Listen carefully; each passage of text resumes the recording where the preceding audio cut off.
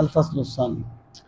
ان طلحہ بن عبید اللہ ان النبی صلی اللہ علیہ وسلم کان اذا رأى الہلال، ہلال پہلی رات کے چاند کو کہتے ہیں، کہ رسول کریم صلی اللہ تعالیٰ علیہ وآلہ وسلم کی سنت مبارک یہ تھی کہ جب آپ پہلی رات کے چاند کو دیکھتے قالا تو آپ یہ دعا پڑھا کرتے تھے، اللہم احلہ علینا بالامن والایمان،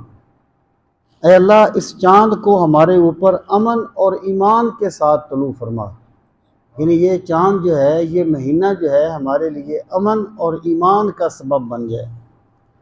والسلامت والاسلام، یعنی سلامتی کا سبب بن جائے اور اسلام کی برکتوں کا سبب بن جائے۔ ربی و ربک اللہ، یہ آپ چاند کو دیکھ کے دعا مانگتے تھے، اور پھر آپ یہ فرماتے تھے ربی و ربک اللہ، کہ میرا رب بھی